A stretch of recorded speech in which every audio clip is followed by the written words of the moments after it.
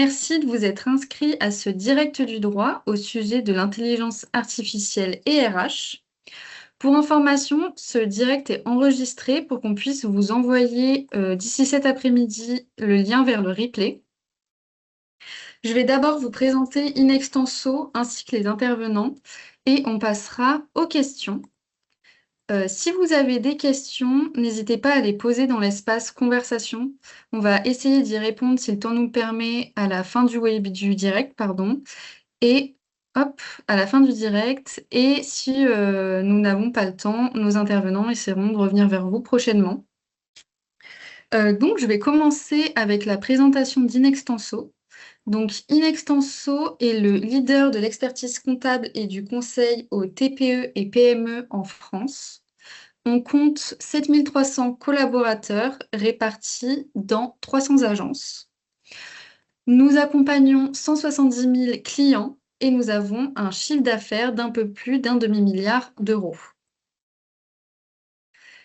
Inextenso a vocation d'accompagner le dirigeant à 360, donc que ce soit de la création de son entreprise jusqu'à sa reprise. Notre métier historique est l'expertise comptable. Nous avons également un service de formation professionnelle avec Inextenso Formation. Nous conseillons nos clients en fusion et acquisition ainsi qu'en gestion de patrimoine avec Inextenso Patrimoine. Et nous conseillons également des acteurs privés et publics de l'hôtellerie et du tourisme avec Inextenso, tourisme, culture et hôtellerie. Et c'est en 2015 qu'Inextenso décide de renforcer son offre juridique en créant un réseau de cabinets d'avocats d'affaires pluridisciplinaires, Inextenso Avocat. Inextenso Avocat, c'est 500 professionnels du droit répartis dans 80 agences et 10 cabinets d'avocats en région. Nos clients sont des PME-TPE, des collectivités, des dirigeants, des particuliers, des professions libérales, fonds d'investissement ou encore des associations.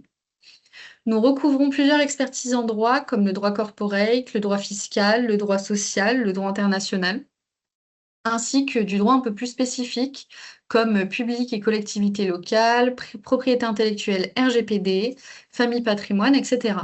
Et nous intervenons tant en conseil qu'en contentieux, ainsi qu'en négociation et précontentieux. Et je vais laisser la parole à Tiffany Dumas pour se présenter. Bonjour à tous, merci d'être aussi nombreux pour cette nouvelle thématique. Je suis Tiffany Dumas, donc avocat associé au sein d'Inextenso Avocat, spécialisée en droit de la protection des données et plus généralement aussi travaillant sur les problématiques en fait de l'informatique, de la data, de l'IA, parce que aussi en parallèle, je suis certifiée ISO 27001, donc c'est une certification spécifique pour les spécialistes en cybersécurité. Et Stanislas Dublino, si tu veux bien te présenter. Bonjour à tous.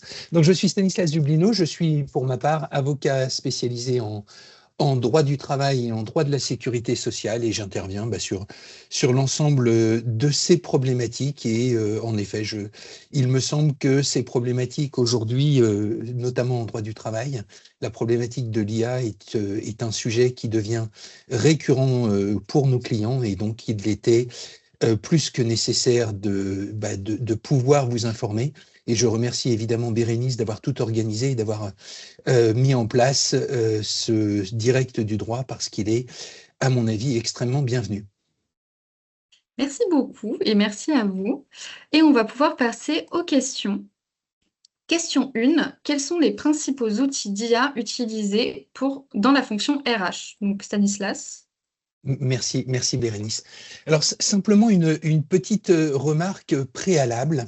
C'est évidemment que nous n'avons pas pour vocation à vous indiquer quelles sont les marques et j'allais dire, et les logiciels d'intelligence artificielle que vous pouvez utiliser. Notre but, il est justement de vous permettre de comprendre quelles sont les clés d'utilisation de ces logiciels et comment faire pour les choisir.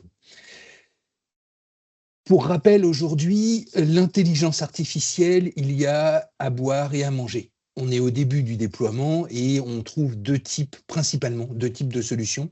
Des solutions avec des datas propriétaires, c'est-à-dire que l'IA devient un outil supplémentaire qui vient piocher dans des fonds documentaires précis.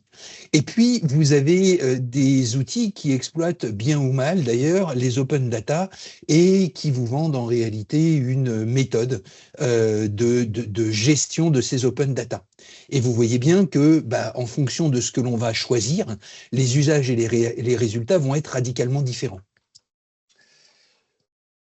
Pour revenir à cette question, c'est qu'est-ce qu'on peut trouver sur le marché? Sur le marché, vous pouvez trouver, alors de manière ciblée ou de manière globale, des outils qui vont vous permettre, notamment en gestion RH, d'organiser votre recrutement avec le sourcing, la charge de profil, des présélections ou même des outils qui vont vous permettre d'avoir des tests et des entretiens structurés. Vous pouvez aussi trouver des IA qui vont gérer l'onboarding, les supports RH et les expériences de vos collaborateurs. C'est des chatbots éventuellement, des chatbots RH qui vont être intégrés à votre intranet avec de l'aide à la compréhension des politiques internes que vous avez mises en place, une orientation dans les workflows, etc. Et voire même des assistants d'onboarding qui vont vous créer des parcours d'intégration personnalisés, des rappels des tâches ou des micro-formations adaptées au poste ou au process dans l'entreprise. Vous avez aussi des IA qui vont gérer les procédures de formation et de développement des compétences avec des plateformes de learning avec des moteurs IA ou des outils de mobilité interne, des plateformes de talent marketplace qui, matchent les compétences, font des offres internes, etc. Vous avez ensuite des IA qui vont concerner la performance, l'analyse des situations ou des données de l'entreprise. Ça va être des outils d'enquête collaborateurs ou d'engagement ou des modules SIRH pour analyser le turnover, votre absentéisme, l'équité salariale ou vos risques de départ. Et vous avez aussi des IA qui vont, alors là, pour le coup, être un peu plus techniques sur l'administration RH, la paye et la conformité, avec les suites des paies, les SIRH, donc la détection des anomalies de paye, les pré-remplissages des données ou les vérifications de cohérence, et des outils de contrôle documentaire et de conformité de vos contrats, de vos avenants, etc. Vous avez pour finir des outils de génération de contenu et des copilotes RH pour rédiger vos offres d'emploi, préparer vos entretiens annuels ou résumer des politiques RH. Vous voyez bien que toute cette panoplie d'outils RH, on ne peut pas vous en conseiller ou vous dire ce qui existe, d'abord parce qu'il en existe tellement aujourd'hui qu'on peut difficilement les différencier. Et ensuite, la clé pour choisir le bon outil, c'est de savoir ce dont vous avez besoin. Est-ce que vous avez besoin de quelque chose qui va analyser vos données internes, qui va être extrêmement précis vous concernant, ou est-ce que vous avez simplement besoin de quelque chose qui va vous donner des comparatifs vis-à-vis de l'extérieur? Donc, c'est à peu près ça les clés de compréhension, c'est quel est mon besoin et quelle est l'utilisation que je vais avoir de l'intelligence artificielle. Étant précisé, si je peux me permettre de vous recommander une dernière chose pour finir, c'est quel que soit le logiciel que vous allez utiliser, testez-le auparavant et testez-en plusieurs. Pourquoi? Parce que d'expérience, on voit que certains sont totalement inopérants au vu des besoins clients et d'autres peuvent être extrêmement efficaces au regard de votre besoin. Donc, n'hésitez pas à en utiliser au départ plusieurs pour éventuellement ensuite en filtrer. Voilà, j'en ai terminé. Merci beaucoup. Et on peut passer à la question 2. Quels sont les avantages et les risques liés à l'utilisation de l'IA en RH? Alors sur cette question-là, en fait, c'est une question. Merci beaucoup pour cette question. Elle est, tout dépend comme le disait Stanislas en introduction, tout dépend en fait quel est l'objectif que vous visez pour l'utilisation de l'IA. Donc quelle est la tâche, quelle est la mission de ressources humaines que vous voulez confier à l'IA? C'est un sujet qui est particulièrement sensible pour le législateur parce que selon l'utilisation que vous allez définir en RH, vous pourriez être soumis à l'IA Act, qui est la nouvelle réglementation dédiée de l'Union européenne qui va définir en fait les IA qui sont considérées comme extrêmement dangereuses parce qu'elles ne répondent pas à la philosophie des droits de l'homme ou à la philosophie en fait des droits fondamentaux de l'Union européenne, celles qui sont à risque ou celles qui ne posent absolument aucun problème. Donc, notamment dans la partie RH, les IA qui ont été identifiées comme les IA à risque sont celles qui sont amenées à prendre des décisions, à évaluer l'être humain sans véritable décision humaine ou en réduisant fortement la décision humaine dans le processus RH. C'est notamment typiquement certaines IA de recrutement dont on voit déjà les jurisprudences apparaître aux États-Unis qui posent problème quand on est dans des phases de recrutement à grande échelle. C'est pour vous donner un exemple, en fait, qu'effectivement, il existe des utilisations d'IA qui sont un risque un risque réel pris en compte dans le cadre de la réglementation. Quand on est face à ces IA à risque, ce qu'il faut réaliser, au préalable, donc ne pas se jeter vent debout dans les avantages fonctionnels que peut vous apporter cette IA ou commerciaux en fait qui vous sont vantés par ces IA-là, mais plutôt se poser la question est-ce que cela répond véritablement à mon besoin? Et si oui, analyser en fait le pour et le contre en fait des risques identifiés. Et en fonction de cela, donc c'est vraiment l'analyse de risque qui est demandée par le IA Act. Et en fonction de cela, aussi d'un point de vue de la protection des données, donc du RGPD, vous pourrez juger si cette IA peut être déployée au sein de votre structure pour cette mission de RH. Ça est aussi le cas en fait. Alors je ne cible pas forcément les IA qui sont dédiées ou qui sont vendues comme destinés à faire de la gestion de ressources humaines. Je vois aujourd'hui beaucoup de fonctionnalités IA qui ont d'abord été pensées par un autre secteur ou pensées dans l'idée, par exemple, d'un service client, etc., mais qui, dans leur usage, se transforment en fait comme un outil RH. Notamment, on le voit beaucoup sur des agents IA qui vont vérifier la qualité du service de manière globale, la qualité du service auprès de la clientèle lors de conversations téléphoniques et qui finalement se transforme en un outil d'évaluation du salarié. Ça aussi, on peut se retrouver en fait dans des IA qui sont à risque. Quel est l'avantage? Les avantages liés à l'utilisation de RH, c'est clairement le gain de temps, ou aussi pouvoir faire apparaître des données ou des informations qui sont utiles dans le cadre de la gestion de ressources humaines. Donc, on appelle ça en fait faire apparaître des facteurs d'indice faibles que vous n'auriez peut-être pas vu si vous n'aviez pas ces outils ou ces données qui seraient remontées par les IA. Merci beaucoup pour cette réponse et on passe à la question 3. Dans quelle mesure peut-on faire confiance à l'IA pour des sujets RH et juridiques? Donc Stanislas. Alors merci pour cette question. J'y répondrai par une petite boutade et surtout par une citation de la romancière canadienne, France Théoret, que vous connaissez peut-être. Alors, elle était féministe et vous comprendrez bien qu'elle n'a pas fait cette citation dans le cadre de l'IA. Elle a dit « Faire confiance, c'est se destiner à être trompé ». Alors, je dirais, exactement comme France Théoret, qu'en réalité, il me semble qu'il ne faut surtout pas faire confiance à l'IA.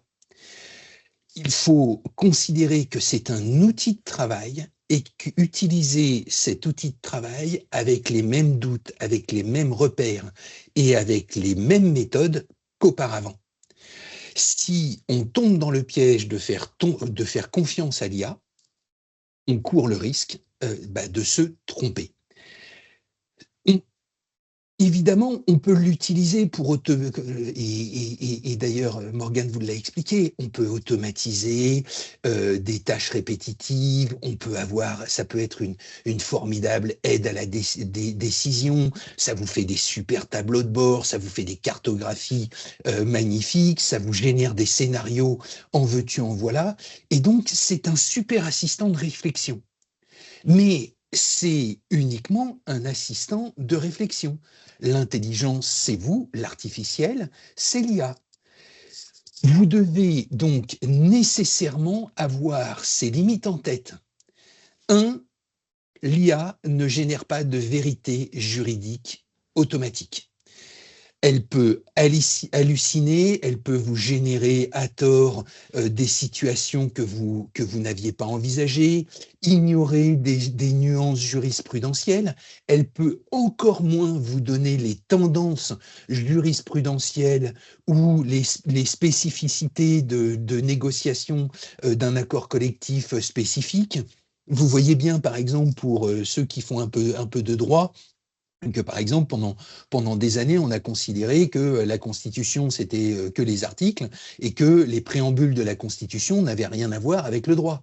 Or, aujourd'hui, le préambule de la Constitution a valeur constitutionnelle de la même manière et d'autres actes encore plus. Ça, l'IA vous le dira jamais. L'IA vous dira jamais, par exemple, que le président actuel de la Chambre sociale de la Cour de cassation a décidé d'appliquer de manière extrêmement rigide le droit européen et donc, d'une manière ou d'une autre, il a décidé de revenir, par exemple, sur la jurisprudence sur les congés payés et les arrêts maladie. De la même manière, vous aurez extrêmement de mal, si vous utilisez n'importe comment l'intelligence artificielle, d'expliquer votre méthode ou la manière dont vous avez pris votre décision. Et puis, encore pire, l'IA, elle vous donne un contexte totalement incomplet. Elle raisonne sur des généralités, des données en accès libre, parfois sur de la doctrine, excusez-moi du peu, mais qui est particulièrement médiocre, voire erronée. Et donc, on ne connaît jamais réellement le sourcing de la base qui est utilisée par votre intelligence artificielle. Donc, il faut être extrêmement méfiant. Et pour ça, je peux vous proposer peut-être quelques points. D'abord, avoir systématiquement l'idée que utiliser l'intelligence artificielle, c'est aussi avoir un contrôle humain renforcé. Ensuite, c'est organiser une méthode pour avoir des garde-fous. Comment je fais pour utiliser mon intelligence artificielle et ensuite vérifier que ce qu'elle fait, que le rendu qu'elle me donne est exact. Par exemple, vous pouvez décider du moment où vous utilisez l'IA, au préalable, postérieurement à déjà une première prise de décision. Et tout cela pour vous assurer de la fiabilité des données que vous utilisez. Et ensuite, évidemment, il faut systématiquement tester et auditer vos outils. L'idéal, c'est évidemment de prendre des cas, j'allais dire un peu d'école, et de voir comment ça réagit. Si ça réagit bien, on peut augmenter la data. Si ça réagit mal, ça veut dire qu'on doit changer tout ça. Et puis, la clé de tout ça, c'est évidemment la formation des utilisateurs. Pour être très clair, moi je suis surpris qu'encore aujourd'hui, dans les universités, on tape sur les doigts des jeunes universitaires parce qu'ils utilisent l'IA. On devrait au contraire les former à l'utilisation de l'IA et leur demander de dépasser l'IA. Et c'est pas ce qui est fait. Donc vous, de votre côté, dans vos entreprises, formez vos collaborateurs à l'utilisation de l'IA et à ces notions qui font qu'à un moment donné, on a des signaux faibles ou des signaux forts pour se dire qu'on va tous droit dans le mur. Donc en résumé, il n'y a jamais eu de confiance dans l'IA et on ne doit jamais en avoir. C'est un assistant qui est puissant, qui permet de gagner en vitesse, en exhaustivité, parfois même en clarté, mais en RH, excusez-moi, en RH et en droit du travail, ce qui compte, c'est l'humain. C'est ça qui est primordial. C'est pas l'outil qui est utilisé. Merci beaucoup pour cette réponse, c'était très clair. Et on passe à la prochaine question. Comment l'IA peut-elle transformer la gestion RH, notamment en matière de recrutement, de formation et de suivi des performances? Tiffany, peut-être? Oui. Alors, l'IA, en réalité, comme est en train de le présenter Stanislas, transforme en profondeur, en fait, aussi toute la partie ressources. Ça reste un outil. Par contre, c'est un outil qui peut avoir énormément d'impact dans l'humain aussi.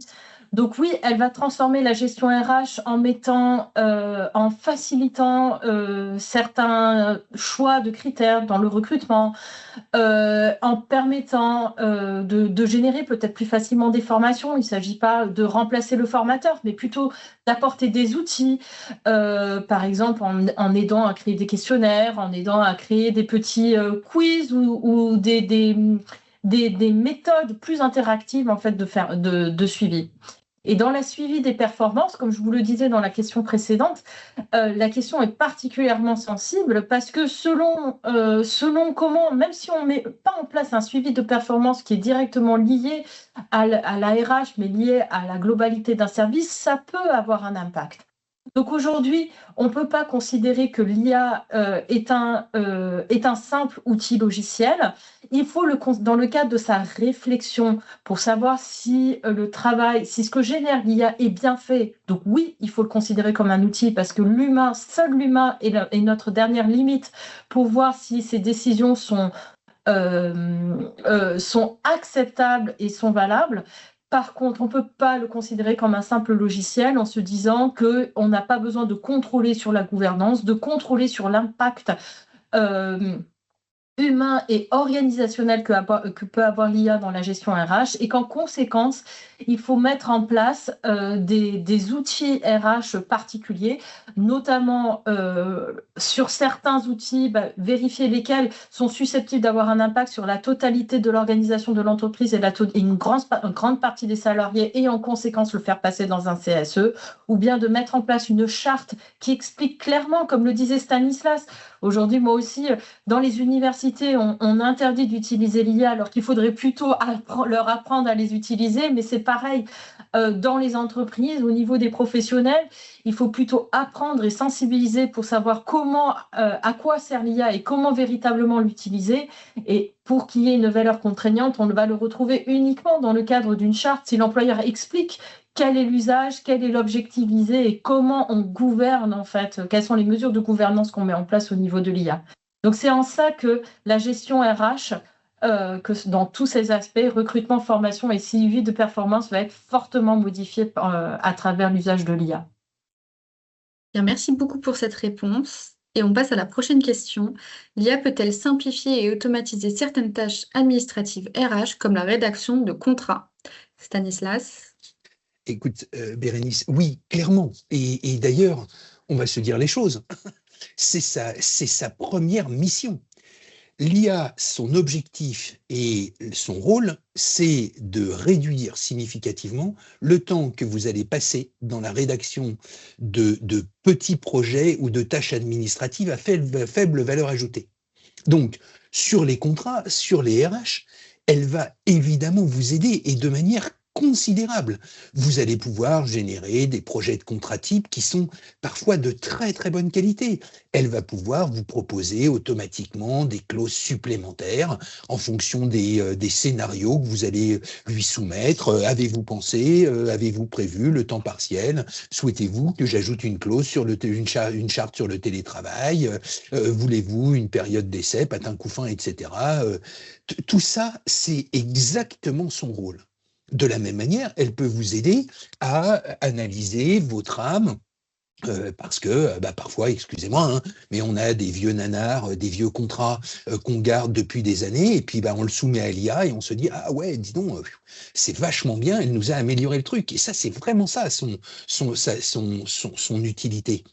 Elle peut même pré-remplir vos données répétitives. Vous avez un modèle de contrat et vous en avez marre de reprendre. Et puis parfois, vous savez, avec les petites erreurs qu'on pouvait nous-mêmes commettre, les erreurs, ce qu'on appelait à l'époque les erreurs de copier-coller, avec l'IA, vous en aurez plus. De la même manière, en termes de RH, elle peut vous générer des courriers standards, des convocations, des rappels à l'ordre, des notifications diverses. Tout cela, elle sait le faire et elle sait très bien le faire. Mais actuellement, l'IA, elle est incapable de vous donner de réels conseils sur la mise en place de contrats qui sont plus spécifiques pour une entreprise, surtout pour les cas atypiques. Je pense aux clauses sensibles, aux contextes contentieux ou délicats, aux régimes spécifiques de temps de travail, voire même à des statuts un peu particuliers, parce que les négociations avec le salarié prennent une tournure qui n'est pas automatisable. De la même manière, lorsque vous commencez un petit peu à travailler, et j'ai le cas notamment, et je vais vous donner un exemple, on se rend compte que l'IA elle n'est pas forcément génératrice de très très bons conseils. Je vous prends un exemple, moi je travaille avec des IA et j'ai aucune honte à cela, mais quand vous l'interrogez sur la convention collective applicable par exemple à une entreprise qui est créée, l'IA, elle est absolument incapable de vous sortir les choses, surtout quand c'est complexe. Il n'y a rien de plus complexe, par exemple, que la convention collective applicable. Ça vous demande d'analyser la classification des codes NAS, ça, elle sait éventuellement le faire, mais de la comparer avec l'activité principale de l'entreprise, qui en a parfois une, deux, voire même trois, et encore moins de remettre tout ça en lien avec le champ applicable d'une convention collective. Je l'ai moi-même fait, j'ai soumis à une IA un cas un peu complexe, le rendu, il était systématiquement faux. Donc vous voyez qu'on est encore très très loin de quelque chose qui est extrêmement précis. Et la difficulté qu'on a, et pour le coup il faut être extrêmement attentif, c'est qu'en cas de litige, excusez-moi du peu, mais vous n'allez pas vous retourner vers ChatGPT qui n'existe pas. Qui sera responsable? C'est l'employeur, voire celui qui a utilisé l'IA sans raisonner pour le conseiller ou pour rédiger le contrat. Donc en pratique, la bonne approche, c'est quoi? C'est on génère un brouillon, on génère une première analyse, et puis ensuite, on travaille sur l'adaptation de ce brouillon à la situation exacte de l'entreprise. C'est ça, et d'ailleurs, très sincèrement, ça a toujours été la méthode juridique qu'on a appliquée depuis la nuit des temps et qu'on doit continuer à appliquer. Bien, merci beaucoup Stanislas. On passe à la question 6. L'IA permet-elle de mieux comprendre et d'améliorer le bien-être des salariés? Donc Tiffany, si tu veux bien répondre à cette question. Oui, je pense que l'IA, en fait, le but de l'IA, c'est un outil, c'est neutre. Donc, est-ce qu'il permet de mieux comprendre? Tout va dépendre, en fait, de ce qu'on lui demande et sur quelle base de données. Ça rejoint un peu la question de Stanislas avant.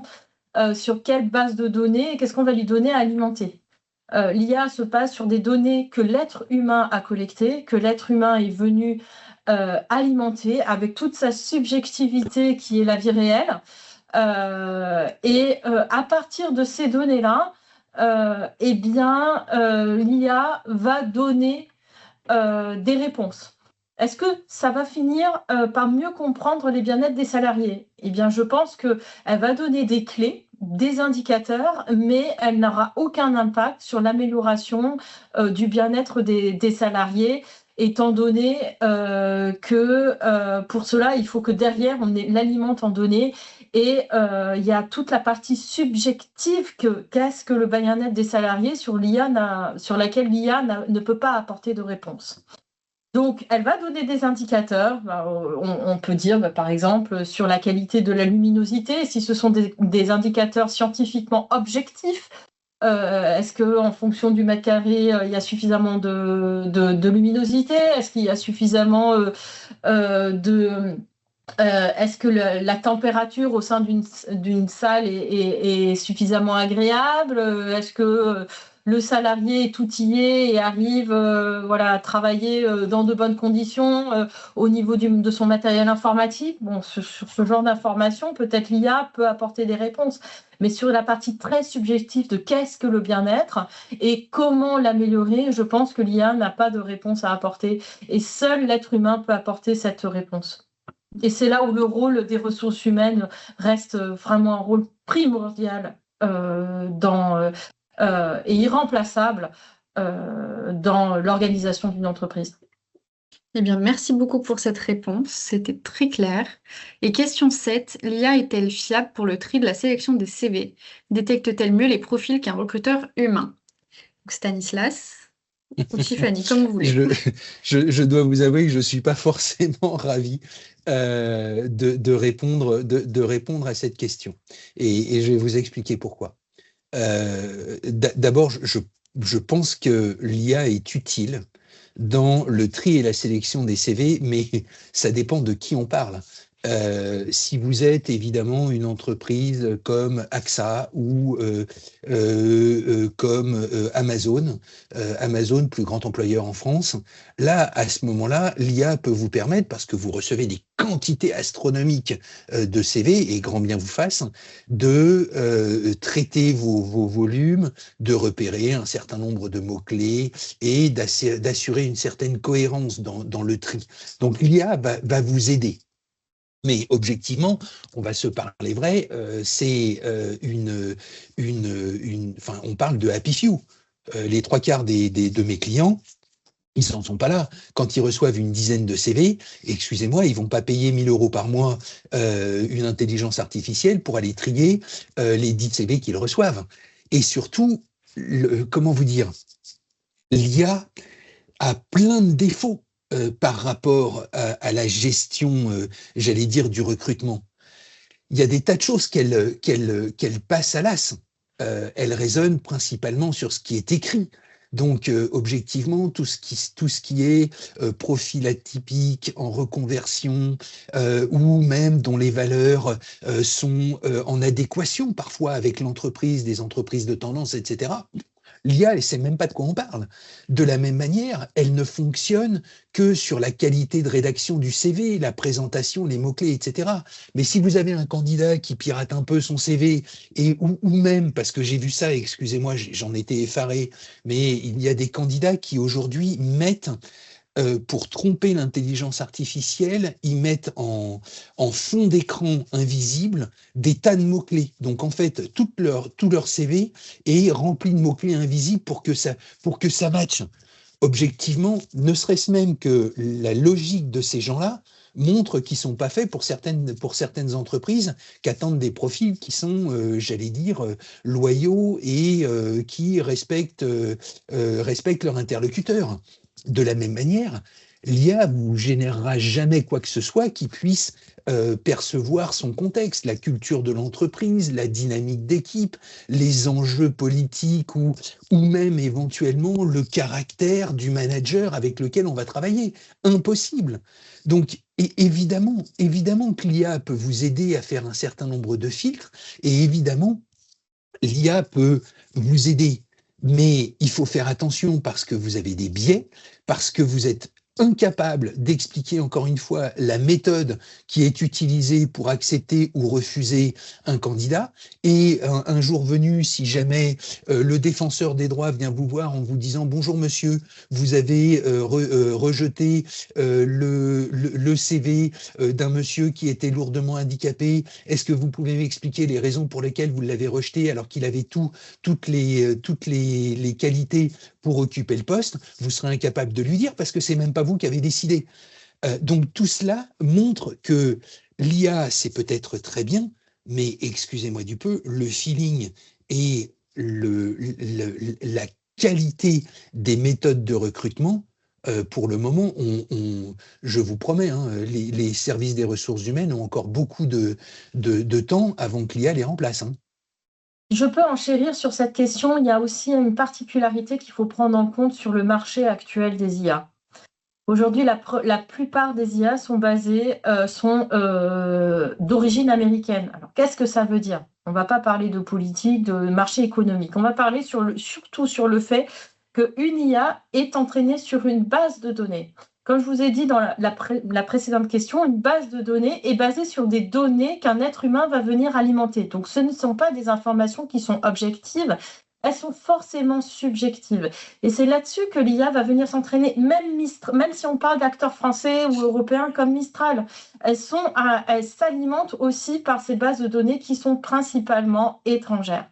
Alors, quel est l'impact, notamment si on parle de bases de données qui sont américaines? Eh bien, qu'est-ce qui ressort notamment dans le tri et la sélection d'un CV? C'est la sensibilité culturelle et sociale, en fait, de la base de données sur laquelle l'IA s'est entraînée, à savoir, dans la majorité des cas, la sensibilité et le point de vue qu'ont les Américains sur la sélection d'un CV. Donc les critères en fait que l'IA, même si nous on donne à l'IA en tant que prompt des critères qui peuvent être différents, la sensibilité et la compréhension que la majorité des IA grand public vont avoir est celle d'un point de vue de la culture et sociale des États-Unis, ce qui ne correspond pas forcément au point de vue qu'aurait eu une culture européenne ou une culture française sur exactement la même question.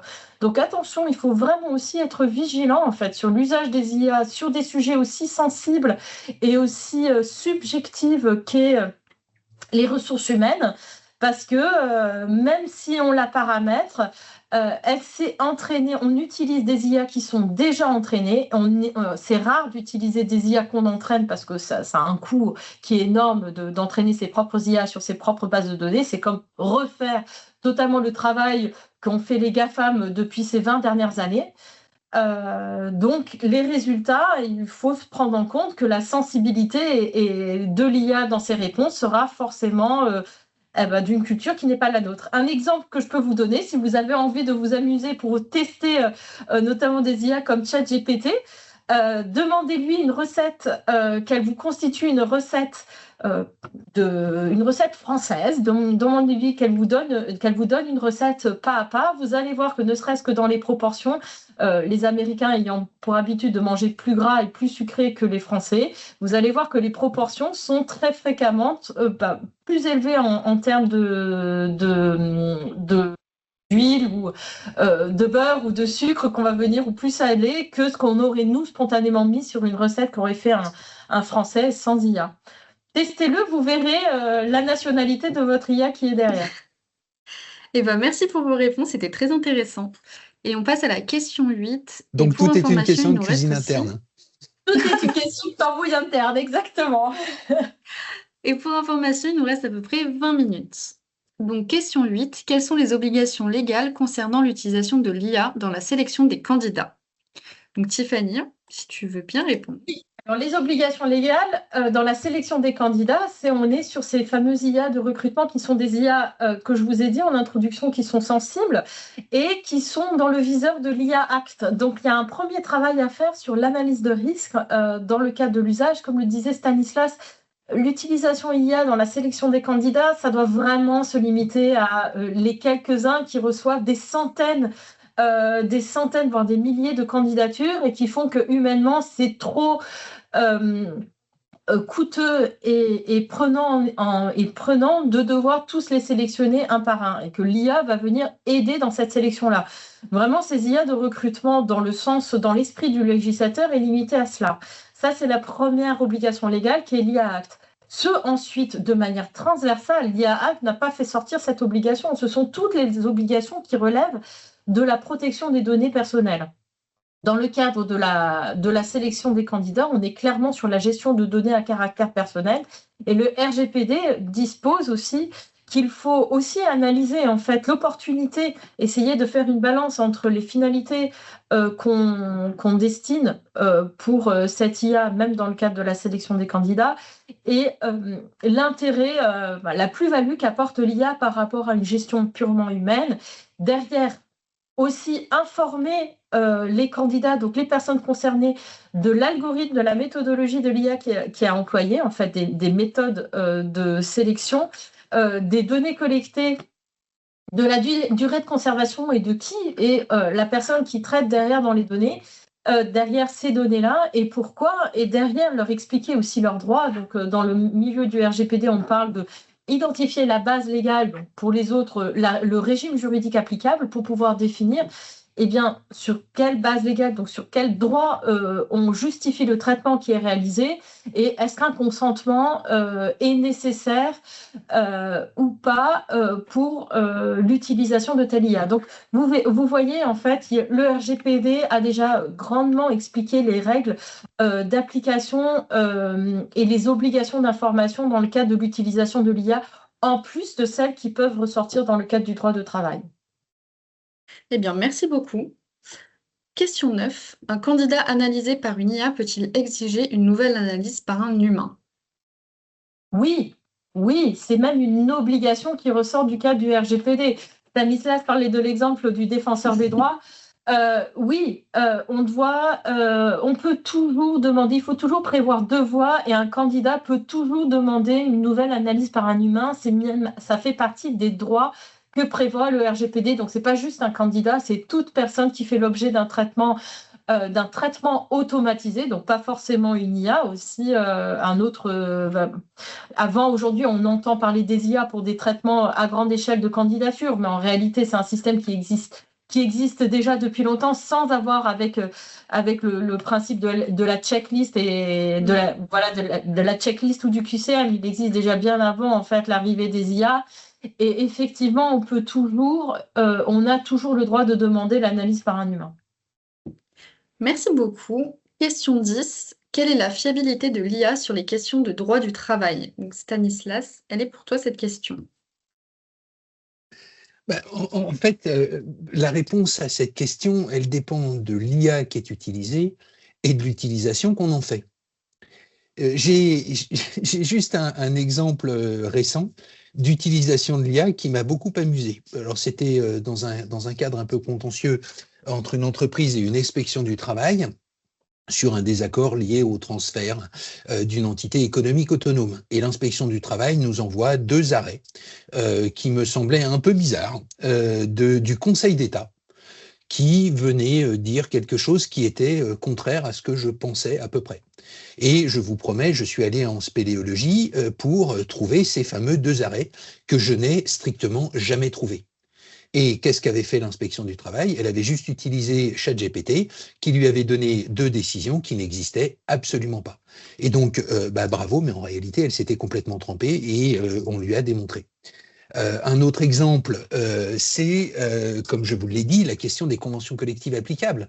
Là aussi, c'est pareil, vous pouvez utiliser l'intelligence artificielle comme vous voulez. Vous avez, à mon avis, une chance sur 2 de vous tromper. Et puis, pour terminer, je pense qu'il y a bon nombre de questions en droit du travail qui n'ont jamais trouvé leur réponse dans les manuels ou dans l'intelligence artificielle.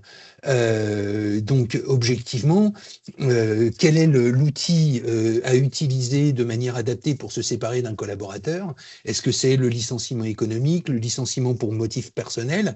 Parfois, on est sur l'épaisseur du trait et on utilise le droit du travail. Moi, c'est en tout cas comme ça que je l'utilise, uniquement comme un outil. Mais il en existe bien d'autres. La psychologie, la stratégie, l'expérience, la connaissance interne de l'entreprise et parfois même la sociologie. Et ça, l'IA, elle est absolument incapable de récolter tous ces éléments-là, toute cette expérience pour vous donner le meilleur moyen de travailler. Donc oui, l'IA, elle est fiable pour un certain nombre d'éléments en droit du travail. C'est un bon moyen de collecter des informations, j'allais dire, légales, mais et de ne pas partir d'une feuille blanche, mais pas plus et pas moins. Je veux dire, ce serait une hérésie de penser que l'IA va vous donner toutes les réponses au droit du travail. En tout cas, je ne le crois pas. Merci pour cette question, Stanislas. Question 11. Quelle est la valeur probante des documents générés par une IA et peut-on exiger qu'un document produit par une IA soit clairement identifié comme tel? Donc, Tiffany. Alors, sur la valeur probante des documents générés par une IA, je pense que maintenant, c'est assez clair pour vous. Il y en a, ça ne prouve absolument rien, parce que justement, l'IA ne fait que remonter les informations et qu'une suite de statistiques et ne fait que remonter des informations qu'elle estime comme probables et pas comme réelles. Donc, d'où l'importance, même quand vous utilisez des IA spécialisées à partir de documentation juridique, donc pas le cas de Stanislas où il y a une invention d'une jurisprudence, mais aussi il y en a d'autres qui sont réputées fiables dans le cadre, parce qu'elles sont basées sur des bases documentaires qui sont réputées fiables. Même celles-ci, il faut venir toujours les vérifier parce que justement, elles ne comprennent pas forcément tous les aspects du contexte, tous les aspects subjectifs du contexte qu'on n'a pas su clairement expliquer, exposer dans le cadre de son prompt généré, et qu'en conséquence, le renvoi vers la jurisprudence, si elle existe, peut dire tout à fait le contraire que ce qu'on cherchait à démontrer, et que le document généré par une IA, finalement, à ce jour, ne vaut rien. Et je pense que dans la durée, ne vaudra pas rien, parce que ce qui différencie l'humain et l'IA, c'est vraiment sa capacité de créativité et de subjectivité, qu'aujourd'hui, l'IA est loin d'arriver à la cheville. Concernant en fait les documents produits par une IA, est-ce que c'est clairement identifié comme tel? Un peu la question, ça je l'ai eu assez souvent. Est-ce que du coup, on doit systématiquement expliquer qu'on a utilisé une IA dans le cadre d'une mission qu'on réalise? Je pense que ce n'est pas systématique. On n'a pas une obligation d'obtenir un consentement ou une obligation de transparence pour chaque outil. Je vais vous dire pourquoi. Ça revient un peu sur le sujet en fait des outils qui sont vraiment des aides, des consultations, notamment pour faciliter la recherche documentaire et la recherche juridique. Derrière, elle est entièrement vérifiée par un humain, ou l'aide, le premier brouillon de la rédaction d'un contrat qui est entièrement rédigé par un humain, vérifié, contrôlé par un humain, voire repris. Finalement, l'IA est vraiment réduite au simple crayon, au simple logiciel. Et aujourd'hui, on n'explique pas qu'on est en train d'utiliser tel ou tel logiciel de gestion ou logiciel métier pour répondre à sa question. En revanche, par exemple, peut-être, ce sont des offres, je pense, vont venir, que je vois de plus en plus apparaître, des IA qui se disent juridiques, qui vous promettent de vous générer des modèles de contrat, où vous mettez 3-4 informations particulières, en gros les mentions légales de votre entreprise et des questions qui sont assez rudimentaires, et derrière, ça vous génère un modèle de contrat. Je pense que là, oui, effectivement, étant donné qu'il n'y a aucun contrôle humain derrière, qu'il y a une obligation, d'obtenir un consentement, une opposition sur les données qu'on va venir, un consentement, pardon, sur les données qu'on va venir compléter, et deux, une information claire que cet outil est généré par IA et que derrière, il n'y a aucun contrôle humain qui permet en fait de contrôler la véracité et la pertinence des informations. Merci beaucoup pour cette réponse. Et question 12, la mise en place d'un outil RH avec IA nécessite-t-elle une consultation du CSE? Le CSE peut-il utiliser l'IA dans le cadre de ses attributions? Et enfin, comment communiquer auprès des salariés sur l'utilisation de l'IA dans les processus RH? Alors, pour répondre rapidement, parce qu'il nous reste assez peu de temps, et c'est exactement l'exemple typique de questions sur lesquelles l'IA va pas pouvoir vous donner une réponse. Je vous rappelle deux choses. C'est vous avez un devoir d'information et de consultation du CSE. Lorsque la situation a un impact, le projet que vous avez, pardon, a un impact sur l'organisation, la gestion et la marge générale de l'entreprise, ou lorsque vous mettez en place dans l'entreprise un outil de suivi et de contrôle, des travailleurs. Et donc, grosso modo, là encore une fois, ça dépend de ce que vous allez utiliser. Et donc, il va falloir analyser de manière extrêmement fine si oui ou non l'outil que vous utilisez est un outil qui va avoir des impacts clairs sur le contrôle des salariés ou sur l'organisation de leur travail. Et donc, je veux dire, dans l'idéal, il faut évidemment ne serait-ce qu'informer le CSE, parce que je pense que c'est extrêmement important d'informer le CSE sur les méthodes de travail et par-delà le CSE, les salariés qui sont concernés de la situation, et lorsque c'est indispensable, le consulter. Mais là, encore une fois, ça dépend de comment vous allez l'utiliser. Si vous l'utilisez juste pour corriger les fautes d'orthographe, je vois pas l'intérêt. Sur l'utilisation par le CSE de l'IA, là, c'est un vrai problème. C'est un vrai problème parce que, bien sûr que c'est votre CSE, et beaucoup d'entre eux l'utilisent. La question, c'est comment ils vont l'utiliser et est-ce qu'ils vont l'utiliser de manière totalement anonymisée. Je vous prends un exemple. Je pense qu'un certain nombre de membres de CSE d'entreprises que je conseille utilisent l'intelligence artificielle et parfois l'utilisent avec l'utilisation du nom de l'entreprise, du nom de la personne concernée, et ils demandent à ChatGPT de corriger leurs fautes d'orthographe, etc. Et la difficulté de cela, c'est que tout cela se balade n'importe où et que l'utilisation parfois de données confidentielles peut être utilisée. Donc le conseil que je vous donne, c'est de travailler avec le CSE sur l'utilisation de l'intelligence artificielle, éventuellement de voir avec lui quels outils il peut utiliser d'intelligence artificielle pour fiabiliser et surtout confidentialiser les données. L'objectif étant évidemment, par exemple, quand vous envoyez toutes les données économiques dans la base de données économiques, que vos bilans ne se retrouvent pas sur ChatGPT. Et ensuite, comment communiquer auprès des salariés sur l'utilisation de l'IA dans les process RH? Eh bien là, l'idéal, c'est évidemment de le faire par le biais des représentants et éventuellement par le biais de votre intranet ou par une explication claire de ce que vous utilisez. Je pense qu'il faut être transparent. Voilà. Si je peux enrichir là-dessus, c'est même au-delà d'une transparence, c'est une obligation légale au regard du RGPD d'informer sur les outils qui sont mis en place auprès des salariés, donc de communiquer en fait sur les méthodes de gouvernance, notamment quelles sont, s'agissant de l'IA, je vous invite à voir en fait les dernières recommandations de la CNIL sur l'utilisation de l'IA et le milieu RH.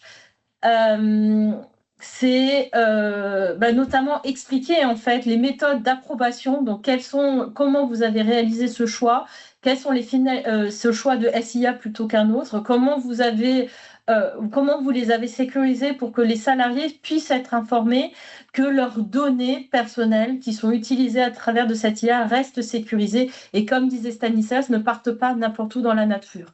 Donc au-delà d'une recommandation, au regard d'un point de vue RGPD, c'est devenu une obligation. Merci beaucoup pour vos réponses. Question 13. Quelle vigilance et procédure pour sécuriser l'utilisation de l'IA dans la gestion du personnel et quelles bonnes pratiques pour garantir la confidentialité des données RH? Du coup, ça fait le bon lien. Sur ces questions-là, il y a, il y a différents types d'intelligence artificielle, différents niveaux d'intelligence artificielle, celles où on le voit sur les différentes offres. Alors, ce n'est pas systématiquement parce que vous payez un premier niveau d'offre d'une IA grand public, qu'elle est sécurisée, qu'elle n'est pas... et que les données ne vont pas se trouver dans la nature. Ce n'est pas non plus parce qu'elles disent qu'ils ne vont pas les conserver pendant une courte durée que les données ne vont pas se retrouver dans la nature, ni quand ils vous disent non mais elles ne sont pas réutilisées pour réentraîner, qu'elles ne vont pas se retrouver dans la nature. Donc en fait, la question à se savoir, déjà, il faut poser les bases d'un processus de gouvernance en se posant la question pourquoi, quels sont les objectifs, les missions que je veux confier à mon IA, pourquoi je l'utilise, et ensuite sur quel serveur, donc de manière très technique en fait, sur quel serveur va tourner mon IA et avec quel serveur et avec quels différents systèmes d'information mon IA va échanger pour générer les réponses, pour envoyer les questions. Donc les requêtes, et derrière s'assurer en fait que tout cet environnement existe sur un espace qui est complètement cloisonné. C'est une décision, c'est un travail qui se réalise en amont parce que donc là je vous ai parlé sur la partie technique, mais il y a aussi toute une partie juridique pour vérifier si de ce qu'ils ont prétendu qu'ils vont faire de manière technique, eh bien ils s'engagent réellement au regard de leurs responsabilités d'un point de vue juridique. Et donc, c'est un travail en amont qu'il faut réaliser pour s'assurer que derrière, la gestion du personnel est faite de manière sécurisée et de manière confidentielle. C'est vraiment un préalable à faire avant l'utilisation de tout outil RH. Eh bien, merci. On passe à la question 14. Comment encadrer un usage excessif de l'IA par les salariés qui génère des erreurs et de la surcharge du travail? Tiffany, si tu veux bien répondre. Alors aujourd'hui, en fait, ça va principalement passer par la sensibilisation et la formalisation, mais aussi dans la limite, en fait, des usages et des objectifs qu'on va fixer au niveau de l'IA. Ce que je vois apparaître, enfin, notamment, je travaille avec pas mal de sociétés dans la tech, c'est que l'usage excessif de l'IA fait que finalement on va aussi limiter le travail, notamment dans les développements de code, va finalement limiter le travail des salariés, créer des erreurs parce qu'ils contrôlent de moins en moins ce que l'IA génère, parce qu'il n'y a pas juste en fait peut-être, alors tout dépend en fait le niveau de l'auditoire, mais il y a différents niveaux d'utilisation de l'IA. Il y a celle où on va envoyer une question ponctuelle qui va répondre à un besoin ponctuel. Mais aujourd'hui, pour ceux qui ont un niveau plus avancé, on peut aussi créer des agents IA, c'est-à-dire une IA qui va venir automatiser de manière généralisée certaines tâches. Et donc là, la difficulté, c'est que c'est ce que je considère comme usage excessif. Cet agent IA, pour moi, est aussi dangereux qu'un système d'IA de manière globale, parce que le salarié aura de moins en moins de capacité de contrôler, parce que finalement, il aura mis en place une boucle automatisée, aura de plus en plus de difficultés à contrôler ce que l'IA fait. Et finalement, le travail derrière de tout analyser, de tout découper pour vérifier pas à pas si l'IA a véritablement réalisé correctement son travail, va recréer une surcharge de travail pour la personne N+1 qui est en charge en fait de contrôler le travail du salarié. Donc moi je vois principalement, en fait, peut-être pas pour ceux qui sont au niveau débutant dans l'usage de l'IA, mais plutôt pour ceux qui ont déjà une formation, un usage plus avancé en fait des systèmes d'IA, voilà, le non-contrôle en amont, le défaut de contrôle en amont en fait des outils qu'on développe avec l'IA peuvent générer des erreurs, des surcharges de travail et véritablement des failles en fait dans l'exécution des missions. Eh bien, merci beaucoup. Et on peut peut-être passer à la dernière question, si c'est assez rapide. Les métiers de juriste, conseil en droit social et gestionnaire RH sont-ils amenés à disparaître? Alors, je vais être très clair et très rapide. La réponse est non. Ces métiers ne sont pas voués à disparaître pour une raison très claire. Les juristes, les avocats, les conseils en droit social, ils vont continuer à avoir une valeur ajoutée sur la qualification juridique, sur la mise en perspective, sur la relation avec le client.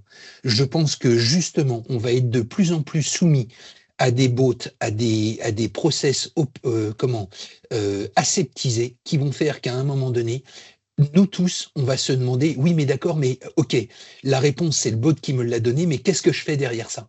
Et ça, c'est notre rôle à nous de conseiller et d'accompagner nos clients. Pour les gestionnaires RH et les fonctions RH, il y aura toujours des traitements de cas complexes ou sensibles qui sortent de l'ordinaire. Vous aurez toujours besoin de coordonner les services, les managers, les médecins, etc. Et tout ça, ça ne se fait pas par l'intelligence artificielle. Et surtout, vous devrez accompagner les managers et les salariés avec votre connaissance précise des choses. La difficulté, c'est quoi? C'est les postes qui sont à exécution répétitive ou éventuellement les personnes qui ne savent pas monter en gamme.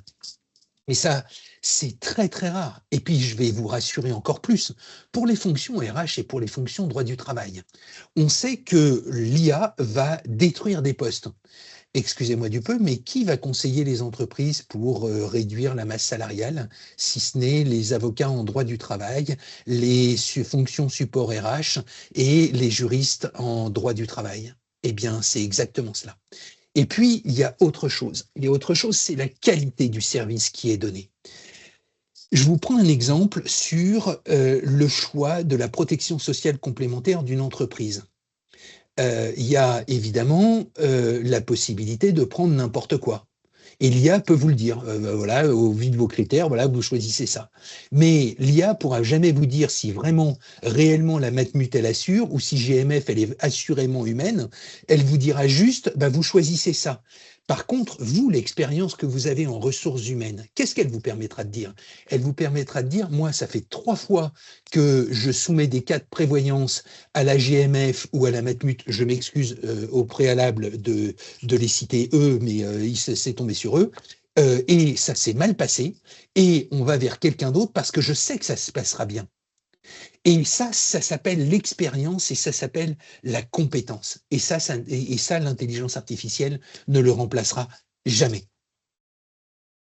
Eh bien, merci beaucoup à vous déjà pour vos réponses très claires et à tous nos inscrits d'avoir participé à ce direct. Et n'hésitez pas à nous suivre également sur LinkedIn et à suivre nos intervenants aussi. Et merci beaucoup à tout le monde. Merci à tous. Merci à vous. Merci. Au revoir.